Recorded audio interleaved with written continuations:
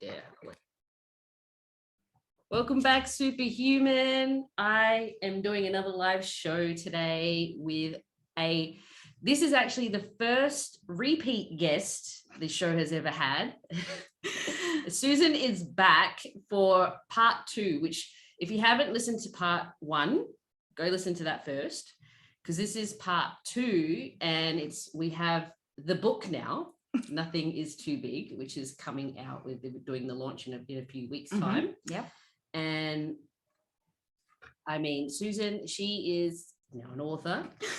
She is what we would call a thought leader, and she's just a visionary on many, many levels. And honestly, in my opinion, she's behind a lot of successes, and she's always helping people. So let me just intro the book, because this is part of her story, and that's an intro to you and your life so far. So Nothing is Too Big is about the power of possibility, detailing the beauty and severity of life in Africa, the Middle East, Asia, and Australia. It culminates in the creation of gratitude and compassion and taking each day as a gift.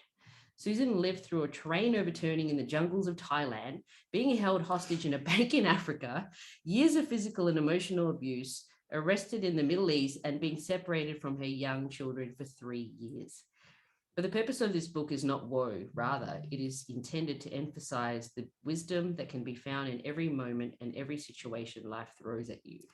Through love, laughter, tragedy, and joy, Susan Knapp's Nothing is Too Big will inspire you to heal those intergenerational wounds and activate your life's purpose, enabling you to stand on this earth in your truth and project that truth to those around you. I cannot wait to read this book. Oh, honestly, you're so kind. Thank you so much, and welcome back to the show. Thank you, and thank you for having me as your first repeat. I'm really excited. Yes, and your first interview about your book. So and this is exclusive, guys. Yeah, absolutely. So Nothing is Too Big. The title in itself is quite capturing. And if you look on the cover, it's Mount Kilimanjaro. Mm-hmm. So Mount Kilimanjaro is the highest mountain in Africa. Okay. And so Nothing is Too Big is the intuitive title that I always had for the book, because even though the book is autobiographical, I didn't want it to be like an egoic process of me. Yeah. So, excuse me. So that's why it's about nothing being too big, and that we can conquer those mountains even if we think we can't. Well, I do want today to be a bit about you, because you are that you don't like things being about you. Yeah, I don't. No. But I'm learning that I might need to step into that. Yes. Yeah. Step into your power as such. Step into my power. And if I give you a little bit of a background about that, I recently recorded the book as an audio book. That's all. And and that was part of the editing process for me. But it was also, it became like a massive catalyst for me to step into some of that expertise. And the two people who I was producing the book through were just like, this has to be out there. This is a catalyst to activate other people. And so stepping into that and really understanding that its purpose is to show people that nothing is too big. Yeah. And I have to live that, which I've lived it through my life, but I don't then necessarily go around preaching it. Yes. But I will. You are now. I am now. Definitely. Okay, so where do we begin? Because overturning train probably not the start of it, is it? No, I guess we begin just with the framework of the book. Yeah. So as you read in the blurb, it's been a very rich, my life has been very, very rich. And so the book is divided into 3 sections. And the first section is in the form of letters to my mum of my experiences that I lived in the 25 years that we were away, apart from each other. So I was in Africa, Asia, and the Middle East working, and my mum was in Adelaide, as were the rest of my family. So that was the first part of the book. And then, as I mentioned, that sort of downloaded quite intuitively after I got fired from one of my jobs a job that I'd been working at in Rwanda. Mhm. And I know we'll talk about firing later, but that came very, very intuitively, the whole first third of the book. And that was actually about 6 years ago. Wow. And then it just sort of sat. Mhm. And I've now realized that I needed to come back to Adelaide and live the next part, which became the middle part of the book, which was cultivated around, first of all, having a bit of a breakdown, which became the breakthrough. Mhm. And then consciously creating my year of deliberate intention. And I think when I first came back, a lot of us don't do that. A lot of us don't live with deliberate intention. And I noticed that my perception was many people are living on a hamster wheel. Mm. And so as I observed that, I thought, yeah, that's not how I'm going to choose to live the rest of my life. So I created this year of deliberate intention. Yep. And that's the middle part of the book. And through that, the creation of that, it then made me reassess my values and how I wanted to raise my children, my previous life that was in the first part of the book. And then it became the catalyst for the birth of my purpose, which is what I do now around, part of it is building schools in Africa, but it's really about creating a platform where we as people activate our souls by being contributors to society rather than consumers of it. I love it. I need to cough again. Sorry about that. That's okay. So part one, like part one. Yeah, that's I mean, that's a big chunk of your life. It was massive. It's a bigger chunk. Yes. And quite substantially so. There's a lot that went on, and I'm sure there's so many different parts, but take us through, I guess, the main events of that section. So in a physical form, the main events have been crafted around my life as living as an international school teacher in different countries. But when I got to these countries, I didn't just see myself there to do a job. I actually became involved in the cultures and really dug beneath the surface. And sometimes when you know too much, you get into trouble. Yep. So that's sort of what it's crafted around. I have 2 children the first country that I lived in was Kenya. And I ended up living there for 10 years. Wow. In that time period, I got married to a Kenyan. We adopted a child. It was during the 90s when there was some political upheaval in Kenya. So there's a story in the book about where I was held hostage in a bank and we were tear gassed. I like how you just casually, like just a casual. Yeah. Well, really, I mean, the things have become all of the things. If I go on, we adopted a second child. Yeah. Wait. So go back to being tear gassed in a bank. Okay. Not like a Sunday afternoon. Okay. Tear gassed in a bank. Yep. Yeah. So why would you do? It's actually quite an interesting story because I was the person who I subsequently married worked in that bank. Oh, okay. As did a lot of our friends. Right. And we were going away for the weekend and it was a Saturday morning. And so I'd gone into the bank to meet them and then the bank was going to close and we were going to go out of Nairobi for a couple of days. And literally the minute I walked into the bank, the doors were closed. There was some political fracas outside on the streets. We were subsequently held inside this bank for 6 hours. Wow. They threw tear gas. And we ended up, one of our friends who was outside of the city centre came into town to the back door, real movie stuff, into the back door of the bank and got us out. But I guess the funniest part of the story is once we got out of the city, after 6 hours of being held in this bank, all my friends still wanted to go away for the weekend. And I was like, I'm going home. I'm traumatized. I need to just go and sleep. Yeah. No. That's good. So we still went. Yeah. And yeah. Why not? you know. I mean, I know, and I guess that's really, I mean, the essence of nothing is too big, and Yeah. a lot of things are about perception. yeah. For me, that was a massive thing. For others, it wasn't. Life goes on.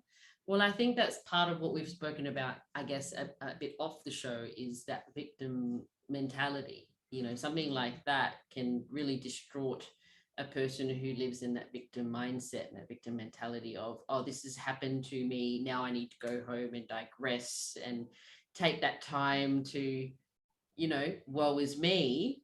Whereas your friends were like, well, that was really scary. That Yeah. could have gone Yeah. way worse. Yeah. Let's continue on with our plans. Like, Absolutely. And, you know, different cultures have different ideologies about events like that, and even about that whole victim ideology. You know, I think here in Australia, we've been encultured to really connect in with problems. And if we actually shift out of that victim and shift into our creator, then it can take us to our higher purpose. And I mean, I didn't need therapy. It is what it is, and that's one of the beautiful things you learn about people in Kenya. They perceive life very differently from us, and my opinion is they actually live in a lot more peace than we live in. Yeah. I nod and agree. It's because I can relate in terms of my experience going back home to my mother's homeland, the Philippines. Yeah. And I'm glad that I got exposed to that from a young age, because one, it made me very humble and not be a spoiled only child, because we'd go back there and I'd see how little they had and how happy they were, and Absolutely. you know, and the living conditions, and it really made me appreciate what we have here. So I'm really glad that I got to experience that, because that is part of why I have such a positive attitude. Sure. You know, people are always like, oh my gosh, you're so positive all the time. And it's like, because I'm so grateful. Like, I have so much to be grateful for. And so much of that is connected into balance. Like, that's why I take my children back to Kenya a lot. I need them to be grounded. And I think if I'm pushing forward now, one of the things that I discovered when I moved back to Australia 4 years ago, in comparison to Kenya and in comparison to the work that I do there now, is I think we've got social poverty at enormous proportions here. And maybe in your community in the Philippines, certainly in our community in Kenya, I believe that they've got everything Australians need right now, which is hope, which is possibility, which is gratitude, which is kindness, which is living each day for the moment, which is compassion, having your neighbours back, all of these sorts of things. And so I've come to a point where I really understand this blending, and what I do now is blend resource rich and resource poor communities, because that's how we can create, like what you're saying, having gratitude for what we've got here, not taking it for granted and believing I'm entitled. That doesn't serve us. No, it doesn't. And yeah, exactly what you said is correct. You know, so now going back again. Yes, let's go back. So we'll be doing lots. We've gone away, you know, and so you're experiencing a lot of it's very different life over there, isn't it? You know, it's been my whole life has been very different. So I spent 10 years in Kenya. And after that, I moved back to Australia very briefly and decided this was not the life I wanted. And so then I got a job in Malaysia and moved to the east coast of Malaysia. From there, did you already have your child, the first child then? Yes. So she was then 4 when we moved to Malaysia. And after that, we moved to Qatar. And there's a lot about Qatar in the book. Living in an amazing country, and we have so much gratitude. I know people can be a bit critical of it. We have so much gratitude for the experiences that we had in Qatar. So again, I was there for 10 years. I adopted my second child from Kenya while I was living in Qatar. Wow. And you will love that chapter, because you know Aaliyah. I do, yes. Adopting Aaliyah was epic and probably one of the most amazing chapters in the book, because her dad stayed in Kenya and I stayed in Qatar because I was working. So we were commuting. We because we'd already gone through an adoption process in Kenya, I felt a bit bolshy, like I knew how to do this, and wanted Aaliyah to get to Qatar and us be together as soon as possible. So it's a massively long story, which I won't go into, but we ended up being accused of bribing the High Court judge who approved Aaliyah's adoption. And it was at a time when there was some corruption happening with adoptions, and we sort of bore the brunt of that. So they wanted to take Aaliyah back. She'd been living with us for 6 months. Wow. They wanted to take her back, put her back into the orphanage. And then because of this whole corruption modality, we were then, and another judge wouldn't hear our case. So it was epic. Yeah. At the same time, as you know, Ria, I don't do things by halves. So we had imported a car from the Middle East to Kenya, which we were selling, which ended up being a lot of fraud and diamond smuggling. Oh my gosh. And at the same time, we were also buying a piece of land in Kenya that we were going to build on. Everything went crazy bad, but ended up having an amazing chapter in the book. Yeah. And it all works out in the end. It all works out in the end. So diamond smugglers, adopted babies, corruption, and it all works out in the end. And you know Aaliyah. Yes. And we know Aaliyah, and Aaliyah's amazing. She's amazing. And we also did a podcast with her, if you haven't listened to that. So again, you know, it's really being mindful of understanding that life happens through us, not to us. Yes. And so at the time when you perceive something as being so tragic or so riddled with drama, you can flip that. Yes. So, okay. Lots of things have been happening to you, through you, for you. Okay. And now the Susan in that first part of the book, how did you handle what would be seen as blow after blow, really? Because it's hurdle after hurdle, one after another. A lot of people would just let themselves be completely covered in that, like buried under all it. And not even that, like even really small things. Yeah. Can just like totally wear somebody down in a very short time period. So mine is quite epic. Yeah. So what made you like persist through, like to conquer? That's a really good question. If I look at it now, the book is about healing. And I've now learned that life is about processes, and the universe will throw things at you that are designed to activate things that you need to heal so that you can reach your highest potential. And it's like we're saying, it's that choice. Are you going to be a victim, or are you going to be a creator? So and when I was adopting my first daughter, or when I first moved to Kenya, I used to catch public transport, and I would be standing next to a rubbish dump that had kids living in it. Wow.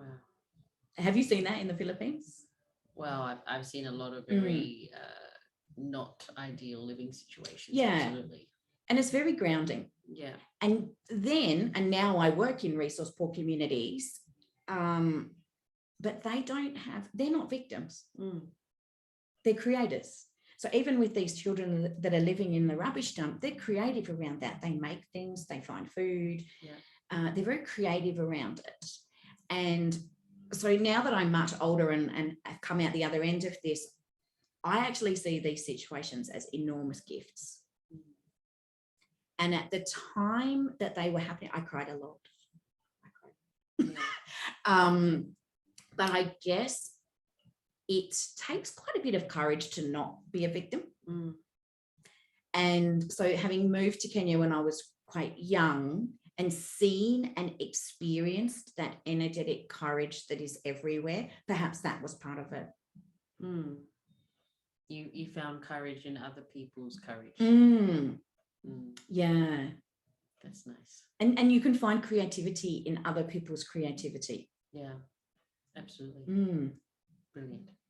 So part one, going through all these and obstacle after another. And then I guess what's still part of that part one is obviously being separated from your children. Is that is that where the firing is? It and that so that's quite early on in the book. Yeah. And it connects into another chapter, which one of the chapters is called a PhD in getting fired. Oh, okay. I'm really good at it. Like PhD level. Oh, yeah. And not only do I get fired in like epic proportions. Okay. So for example, the job that I'd had for 10 years in Qatar, I got fired from while I was 7 months pregnant. And the system in Qatar is such that my job connected me to my house, my kids' school fees, my right to be in the country, and their labor laws were such that you can't switch to another job. Wow.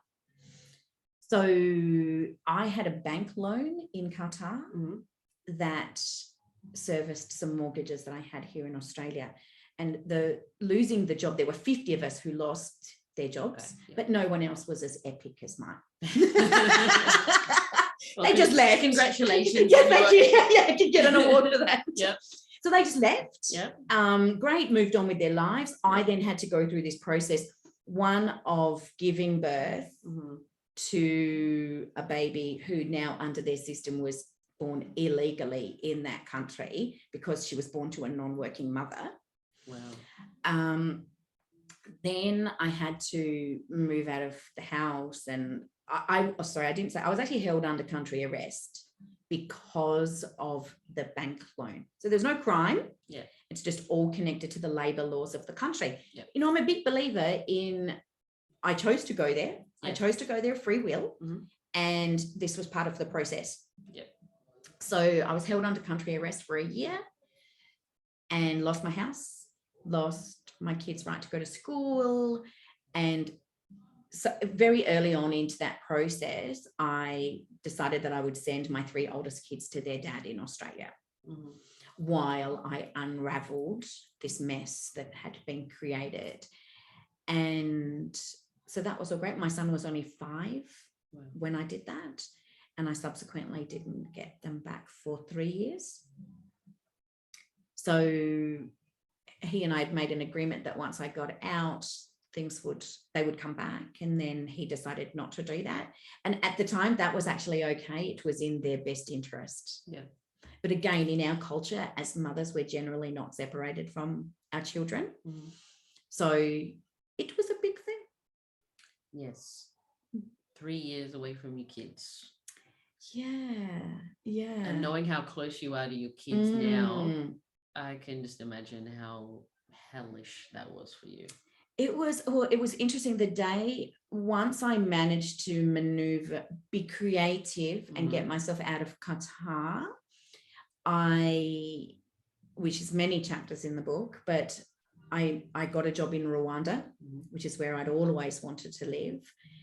And the day I got the email from my ex saying that he wasn't going to send the children back, I had a meeting with my boss, and he started, and I was obviously upset because of this email, but he started talking to me about the members of my teaching team who had lived through genocide.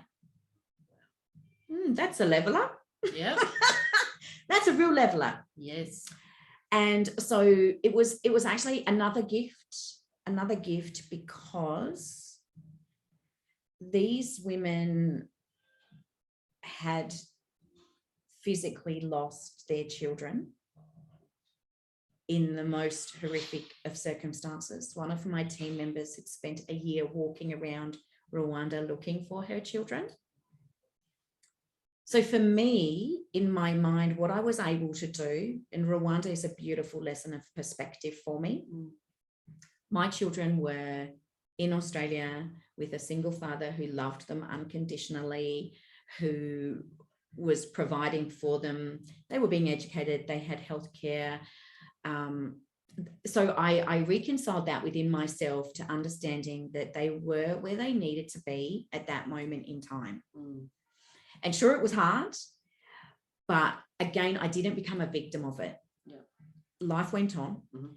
and it gave me a lot of understanding of women who are separated from their children, but it also gave me an understanding of our cultural perceptions around that. So yeah, it was really hard, but it also came together to cultivate our life of deliberate intention. Yeah, because we have a lot of gratitude for every moment that we're together. absolutely.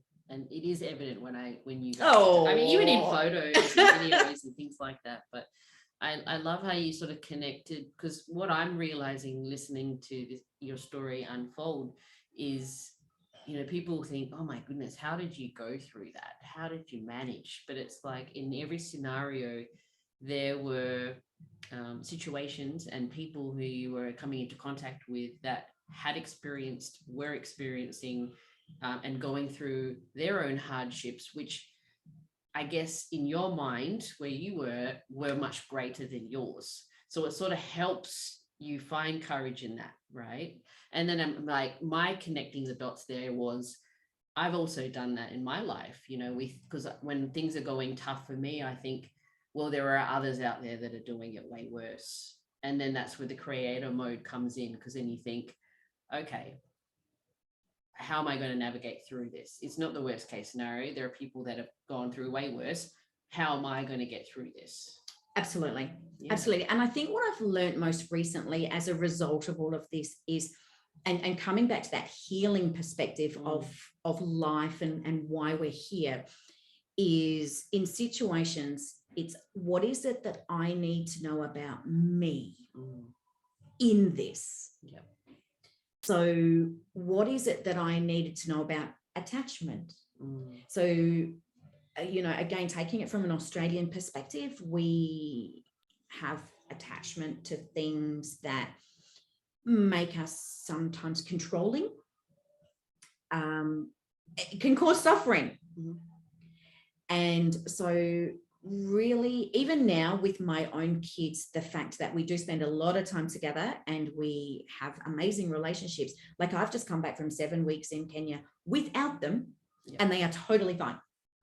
And people say to me, oh, I bet the kids missed you. No, they didn't actually miss me, because I phrased them to understand that, and life has taught us where we are at that moment is where we're supposed to be and who we're supposed to be with. That's a gift. Yes. That's a gift. Yeah. You know, we have helicopter parents, we have all of these things that happen here that are actually not serving me as the mother, and certainly not serving the child to be the best version of themselves. True. So we learned the hard way, but we got it. My turn to cough. Absolutely. Okay, so now you're in Rwanda, and you just commenced your contract over there without them for that interim of time. Yep. And then I got fired again. Okay. Really good at it. I told you the whole chapter, PhD, epic firings. Got fired again and was told I needed to leave the country with immediate effect. And that was very scary. And I couldn't do that because I had moved all my things there. I didn't have any money. Sold my shoes and my camera to raise the money for the bus ticket, and ended up, my then 2-year-old and I traveled 39 hours on a bus from Kigali, the capital of Rwanda, until Nairobi. Wow. And that's another chapter. And that's actually where the book was sort of conceived, because had no money. This was in 2016, so not that long ago. Yeah. I had enough money to buy a mattress on the floor of a tiny room, not even a house, a tiny room, had a toasted sandwich maker that we would cook with. And that was where the book just sort of came out. The first third of the book came out. Fantastic. And even again in these firings, I'm a really good unifier, and I'm a really good connector. And sometimes mainstream institutions don't want that or value that.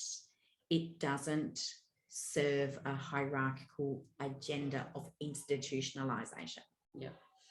So again, for me, when the times that I've been fired, I have now understood that my light was not shining in the right direction. I'm a very slow learner. I'm a very slow learner. At least, you know, the universe was giving it to you straight. You were just every getting time. This isn't it. This isn't it next. This isn't it next. Yeah. And I think, again, you know, I met people here when I came back to Australia. I met people who'd never been fired. I met people who don't have a passport. Mm. And I think, wow, being fired has made me very creative. Mm. And another thing that I think has happened with us in Australia is we've become very, very comfortable. And some of those elements of social poverty that I was talking to you about earlier is the discomfort within our perceived comfort. Yeah. Because that state of comfort, if we're relying on externals like a job to provide our comfort, then we're out of alignment. Yeah, definitely. So I've learned that. I've been very gifted with so many opportunities. Well, yes. So many. Well, what we were just touching upon is that you had to detach from your belongings. Many times. And now you're, you know, in a new place and you've got a sandwich press and, you know, you've got minimal thing. You're a minimalist. You've learned to be a minimalist. Well, I mean, and I didn't want to be, but yes, the universe kept doing that. And now at the moment, like since I've been back in Australia, I'm a complete, I don't even have a house. We live with my mum still. I own nothing. Oh, so liberating. It's so liberating because if I wanted to go, okay, we do it partly because of financial circumstances, but it's also, as you're putting it, that's a gift. It's an absolute gift to not own a fork because it's not like I'm not going to have one. They're still there. I just don't own it. Yeah. And I have a roof over my head. I just don't own it. And so again, that's been a massive experience because you really understand what's important. Yes, definitely. And again, I think that's part of your exposure to seeing how in other, you know, cultures, how they live. Yeah. Because to me, that's not strange either. Exactly. Because in the Philippines, they're so nurturing to each other. Neighbors look after each other. You know, families want to be together. And honestly, it's a beautiful thing to see. And it's a beautiful thing to be part of, is seeing the closeness between the families and the togetherness. You know, not focusing, this is my house and this is my car and this is my thing. And it's like, well, they don't care about any of that stuff. And that's why we're lonely. And that's a contributor to mental health because that's not how physiologically humans are designed to live. We're designed to live in community. Yeah. And this trip that I've just come back from, I ended up spending 3 weeks living in one of the communities where my school is, which you might call a slum. And I lived in a corrugated iron room. I wasn't there with the children. We had one tap between 40 of us that only had water 3 days a week. We had squat toilets that only flushed when we had water, 2 toilets between the 40 of us. And I got bitten by bed bugs on my first night out of the 3 weeks. And it was the most amazing experience I've ever had. This is not in the book, by the way. It was the most amazing experience because when you don't have water, you share. Yes. When you are in close proximity to people, you talk. When your neighbor is playing music through the corrugated iron quite loudly, you have a conversation. We don't do that. We call the cops. Yeah. You know, if the neighbor is playing music or doing something that we don't like, we don't go, oh, hey, Ria, you know, I've just done a night shift and would you mind turning your music down? We call the cops. Yeah. It's crazy. Yeah. And so, yeah, it was just another amazing. I was so filthy. My fingernails were black. My hair was going like dreadlocks. But it was amazing.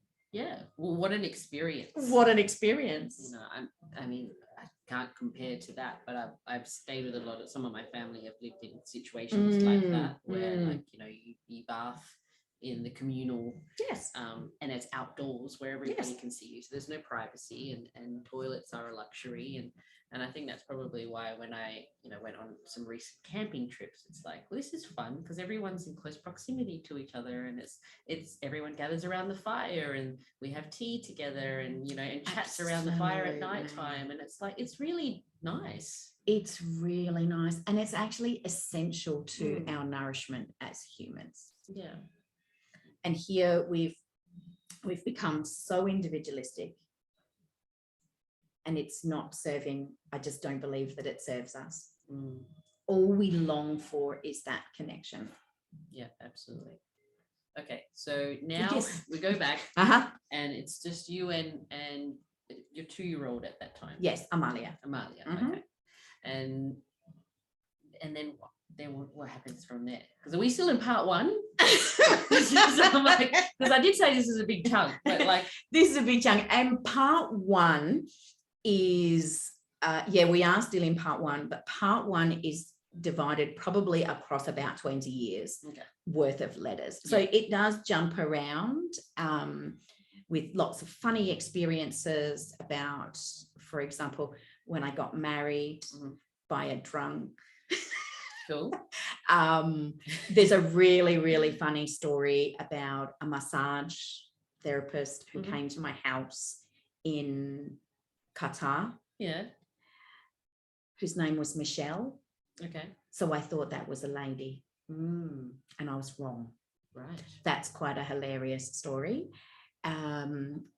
There's stories about my kids being born in Qatar. And what was this question you just asked me? Oh, Amalia and I are now back in Nairobi. Yes. After many years, so we came a lot of full circles, and we were now back in Nairobi, and I sat on this mattress and wrote this book. And the little room that I had, we had internet and hot water. So using the internet, I was able to get another job. Yeah. And I got a job in Malaysia. So I was in Nairobi when I was writing the first third of the book for about 6 months. Okay. Yeah. All right. Now, is there any other pathway that you want to take us through part 1 until we jump to part 2? I think we've probably done a lot. Like when I talk to people, I mean, there is so much more, including relationships with men and the fathers of my children.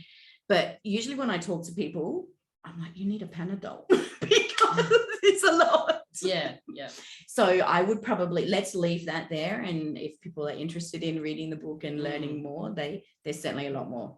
Yeah, absolutely. Yes. Okay. So part 2, where are you at this stage in life? So part 2 is where I've now left Malaysia with my second husband, who is half Kenyan, half Rwandese. And we came to Australia. He really, really wanted to come. So he's Amalia's father. He really wanted to come. And so we came. And it was very challenging. Oh, no doubt. Everything's been challenging. Yeah, it was very challenging. So I was offered a teaching job up in far north Queensland, and we entered his character in the book. And I think it's really important for me to say this, is the version of this story that I've written is my version of the story, and other characters in the story would probably have their own versions of the story. Yes. So my version of this part of the story is I've had this crazy life abroad. I've been through judicial systems abroad. I've been fired abroad. All of these epic adventures. And in all of those moments, as the title of the book, nothing was too big. We overcame them. So I arrived back in Australia with him. My other 3 children were still living with their dad in Melbourne. Yep. And he came in on a visit visa. And after 6 months of being here, someone advised him that he could fast track his visa if he was the victim of domestic violence. Right. So he did that.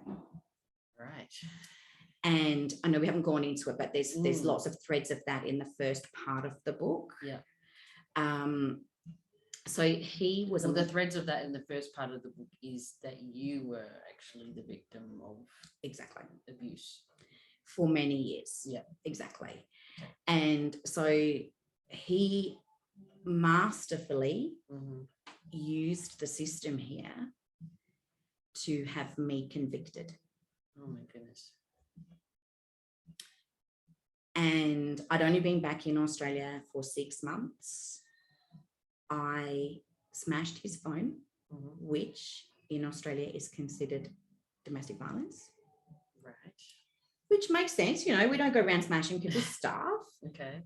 It doesn't matter why you've done that. Yeah. And so I had police come into my classroom, and I ended up going through a court system in far north Queensland that absolutely broke me. Absolutely broke me. Nobody actually believed him. Nobody within the system believed him, but because of the modality that he'd followed, they had to go through with it. So I felt the chapter is called The Injustice of Justice. And I just, again, it has been a massive gift. But when you're having these crazy experiences abroad, it's another system. When you come into your own system that, again, we've been taught to believe is here to protect us. Again, what we were saying about that external reliance. Yes. I was wrong. And we're all wrong. We're all wrong. It's actually about healing those wounds that don't then draw those situations in. So I went through court in far north Queensland and pled guilty and was put on a 5-year good behaviour bond as the perpetrator of violence towards him. So what that did is gave him enormous amounts of new power. So what made you plead guilty? Because clearly we know that that is not the case.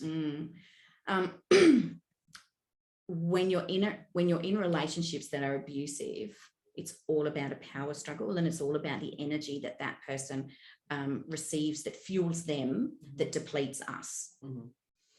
And so I had lots of people around me saying, Susan, you need to fight this, you need to defend yourself, you need to prove him wrong. But for me, that was actually buying into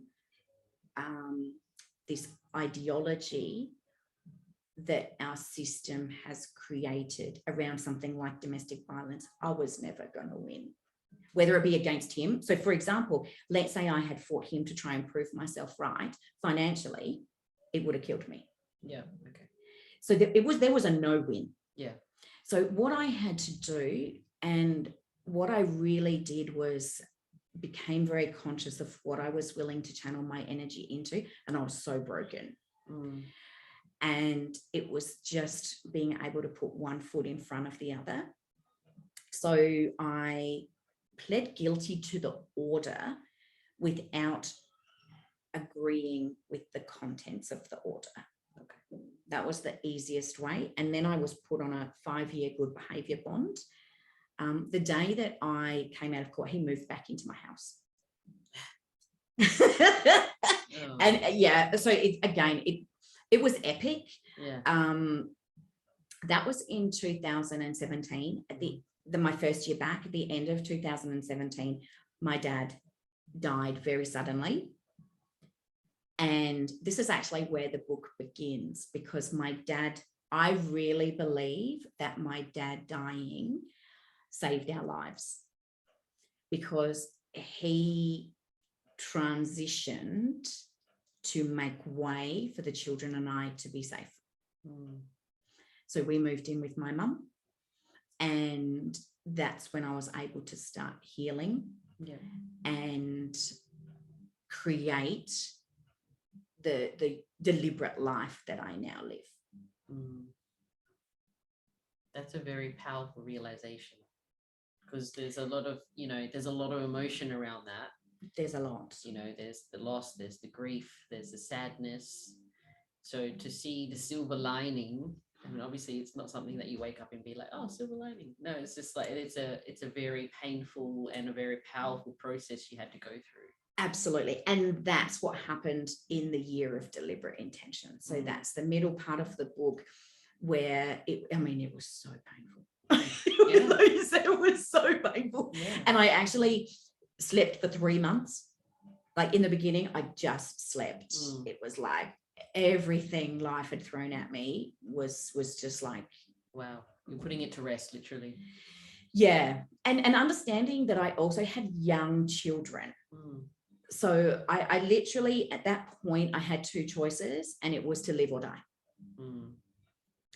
And so because I had small children, dying was not an option. Yeah. And so that's again where we're talking about, are we going to be the victim or are we going to be the creator? Yeah. And I didn't have the privilege of being a victim, because that can be the easy option. My option was really, really painful. Really painful. Yeah.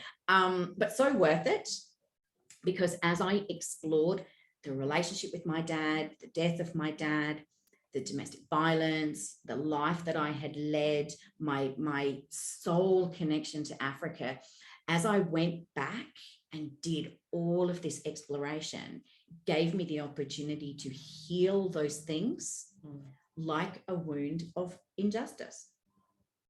Yeah. That's a wound. Like my wound of defending myself from a perceived attack. It was a wound. So I was able to go through this process of really working on that, and then redefining myself, my values, and how I was going to move forward, knowing that I also owed it to my children to give them the best version of a mother. Yeah, absolutely. And we've done that. They might not agree, but we've done it. No, sure I think they probably would agree. Yeah. Yeah, because they know your story. No, for sure. Yes, they don't know all of it, but if they read the book, they'll know. Yeah. Yeah. Wow.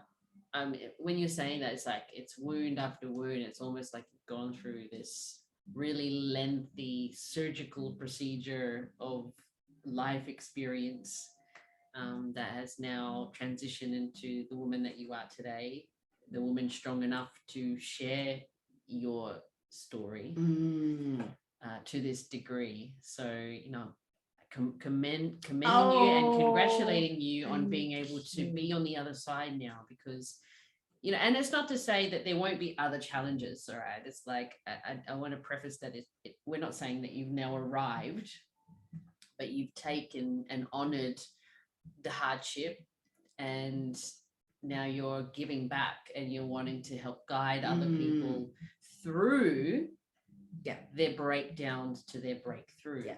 And I think you're absolutely right. And in the book, there's a couple of sections in my year of deliberate intention that are called a test of my healing. So you're right. The universe will continue to test your healing.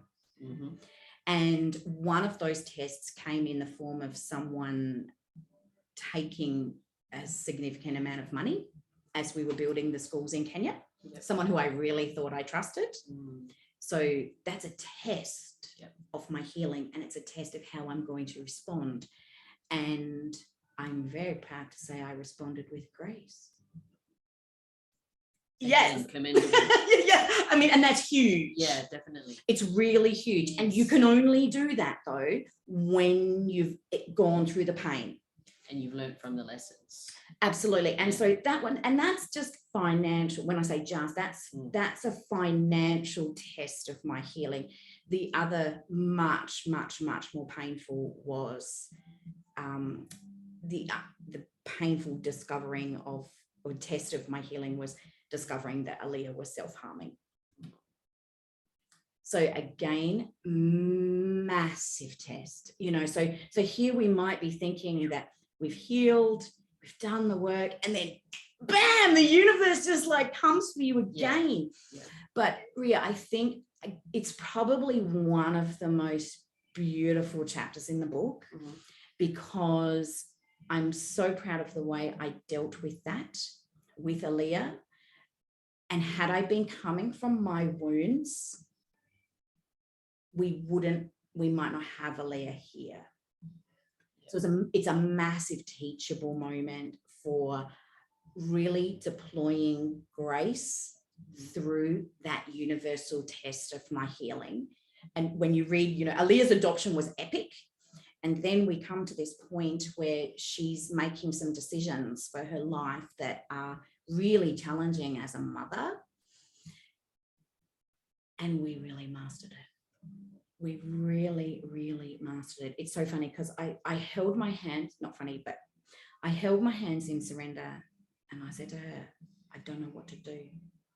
However, what I know I'm not going to do is walk on eggshells because of the decisions you choose to make for your life.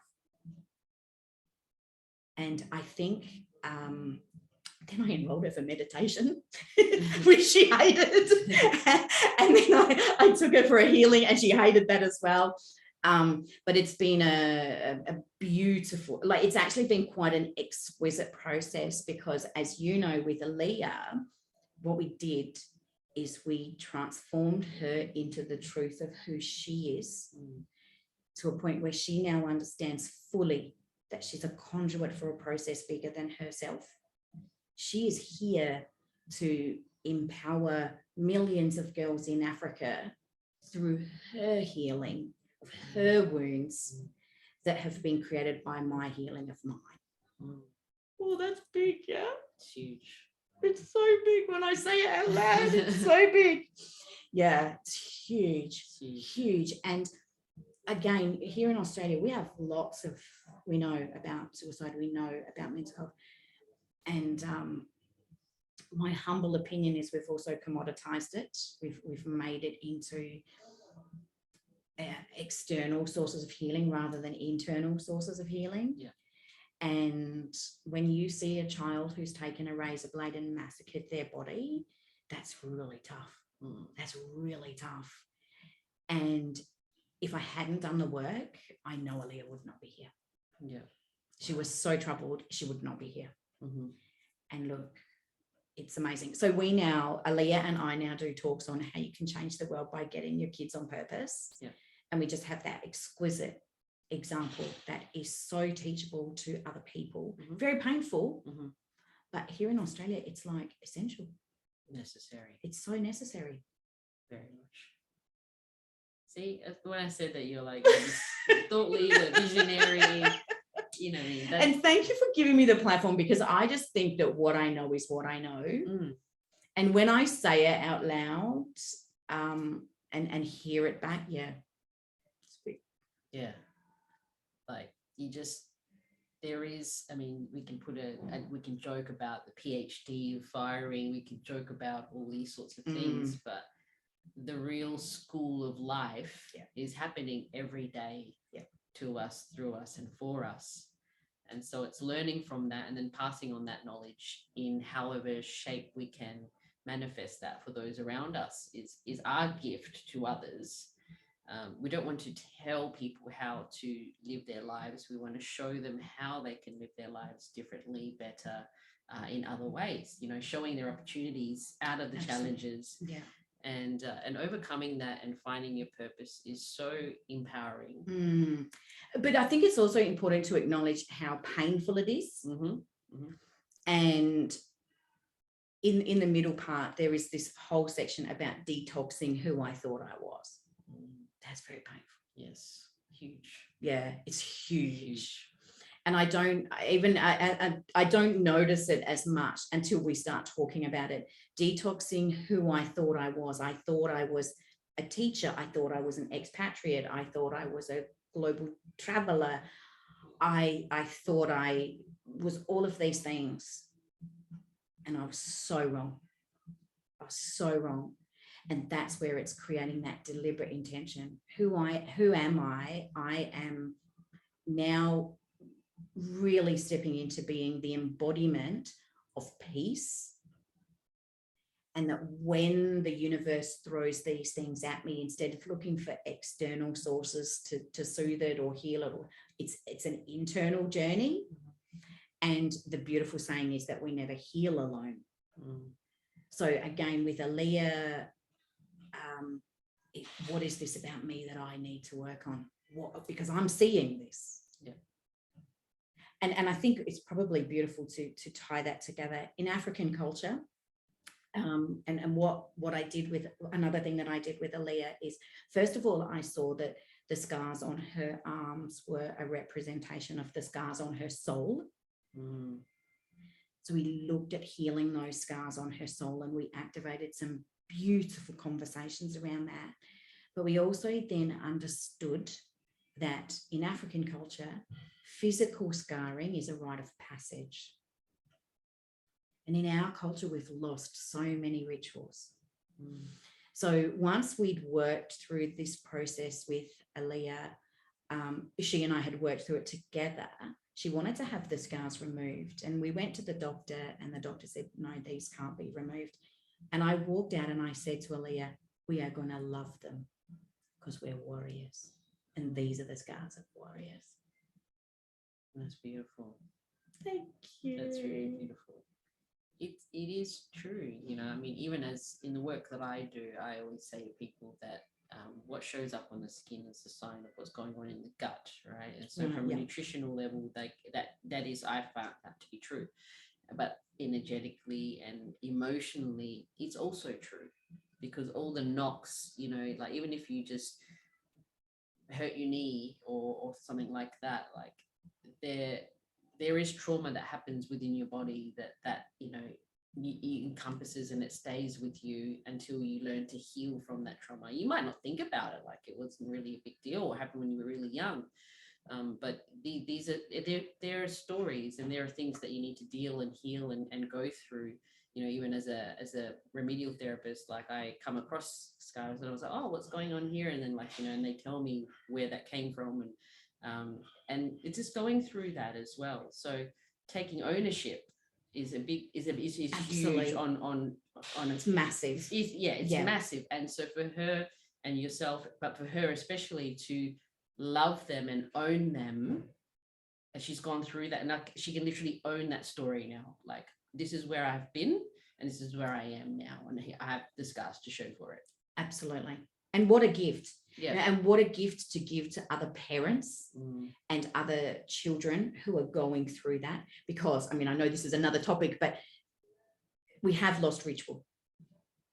And in Eastern and African cultures, ritual is really important.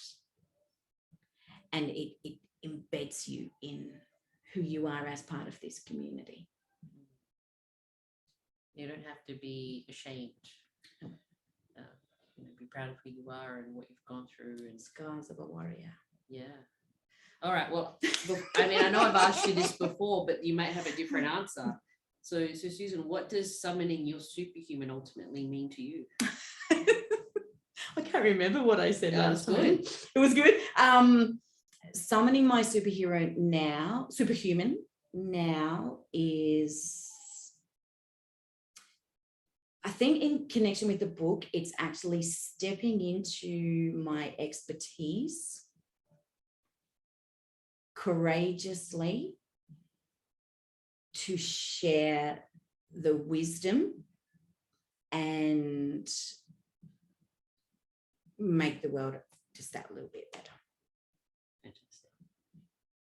That's amazing. And that is your superhuman power. You put the S on your chest and go out there and share your story. Yeah. And this is the first one of many. The first more to come. one. Thank you so much. Thank you for sharing it with beautiful. us and your experience, and some off-script stories and things like that as well. So I know that there are going to be people that are going to take gems of wisdom away from this for sure. So thank you. It's me to thank you for the platform.